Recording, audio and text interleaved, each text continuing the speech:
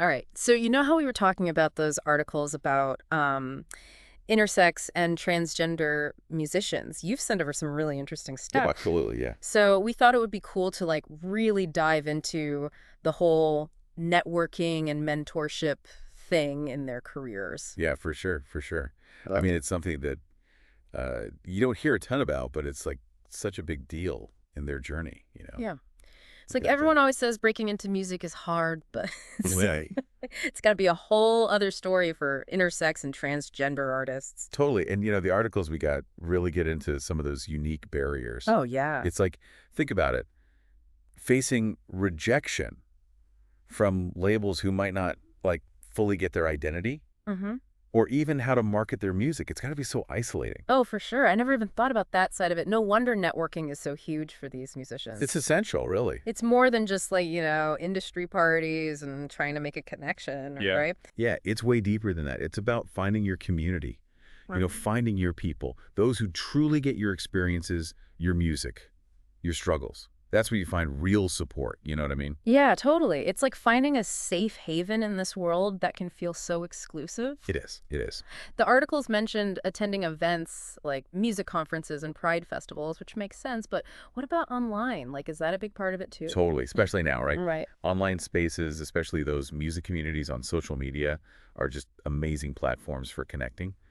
And the best part is, it doesn't matter where you are geographically, you can connect with like-minded artists, allies.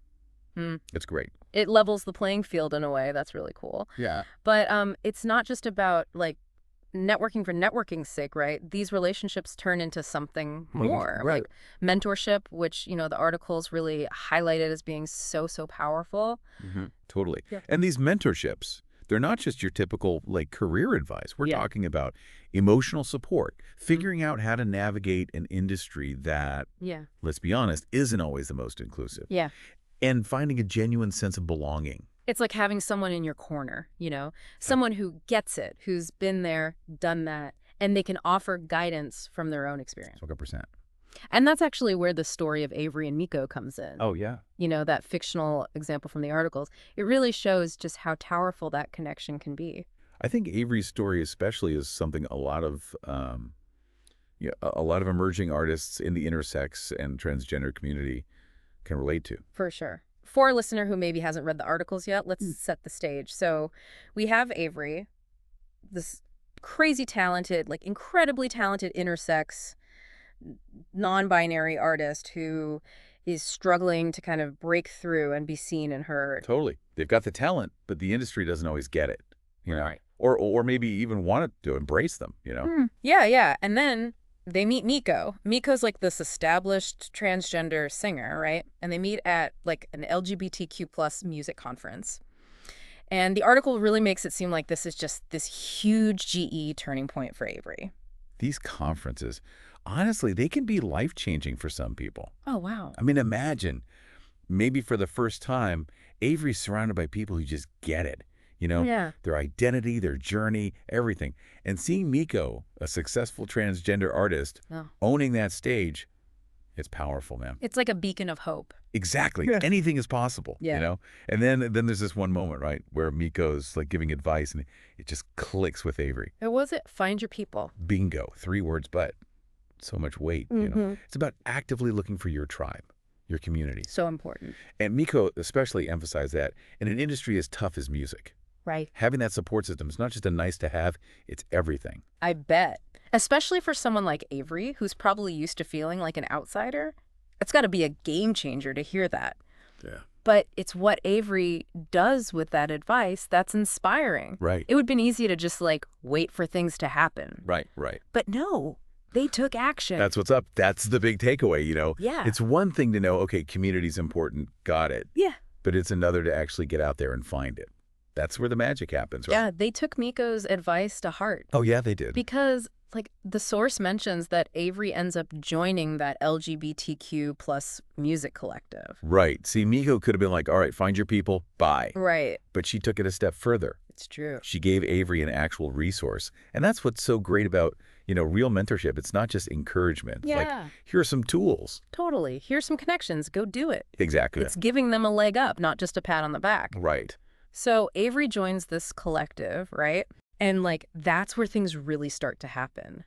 The article mentioned meeting producers and videographers, Oh, yeah. other artists, just a whole bunch of creative people. Awesome. Right. It's such a great example of like community in action. The best. And the thing is, Avery is now tapped into this network of people who get it. They get it. You know, they understand Avery, their identity, their artistry, all of it. And that makes such a difference. Huge. So they find a producer who vibes with their sound. They find a vocal coach who specializes in working with, transgender singers. That's huge. They're even learning about grants specifically for marginalized artists. Come on, that's awesome. It's amazing. It really goes to show you, like, find your niche, find your community, find those people who understand. Right. And it's not just about, taking support. It's about giving back, too. Yes. Avery starts thriving, right? Playing shows at all these cool queer venues, collaborating with other artists. Their confidence is building. Their career is taking off. It's beautiful. That's so awesome. Like, they found their voice. Yeah. Literally and figuratively. You know what I mean? Their authentic self is shining through. Love that. And, like, the story doesn't end there. It doesn't. No. It takes this really cool turn, like almost full circle in a way. Oh. Okay, tell me more. So, you know how the source mentions 𝗧𝗔𝗧𝗔𝗡𝗞𝗔, this, like, younger transgender artist who comes to Avery for advice? I remember that, yeah. What about it? It's like, to me, it shows how mentorship comes full circle. That's so true. It would have been really easy for Avery to, like, get caught up in their own success. Right. And, not look back. Yeah. But they didn't. Avery remembers what it was like to be in 𝗧𝗧𝗔𝗡𝗞𝗔's shoes. They remember needing guidance, being unsure. Absolutely. So instead of just being like, good luck out there. Right.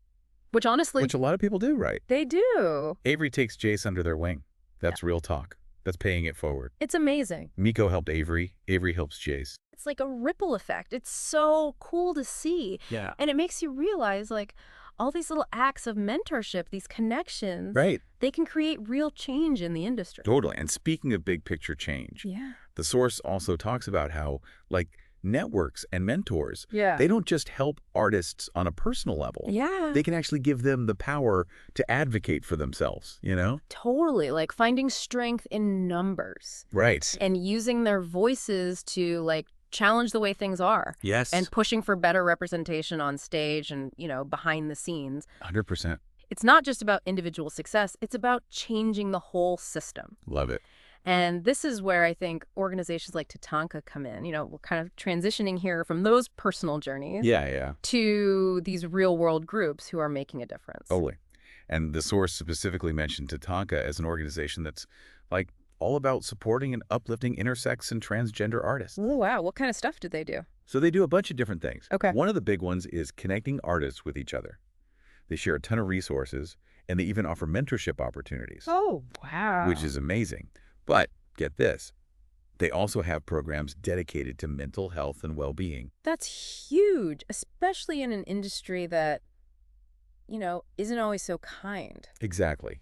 And I think that says a lot about their commitment. It's not just about, go get 'em, kid, It's about supporting the whole artist. Absolutely. It's about recognizing that, like, this isn't always easy, and taking care of your mental health is just as important as, landing a gig or getting signed. 100%. It all circles back to that idea of finding your people, right? It does. That sense of belonging, of community, it just seems it's at the heart of everything. Couldn't have said it better myself. Yeah. It's about creating a space where these artists feel seen, heard, and supported. Right, and that's how you empower them. Absolutely. To share their music, their stories, their true selves, all of it. And that's how you make the music world a better, more diverse and representative place for everybody. It's really amazing to see groups like TATANKA out there, like, really putting in the effort to make those changes happen, It is. But it reminds you of that. Like, real change, it doesn't happen overnight, unfortunately. Right. It takes time. It takes dedicated people, dedicated organizations, and a lot of pushing to make progress. Totally.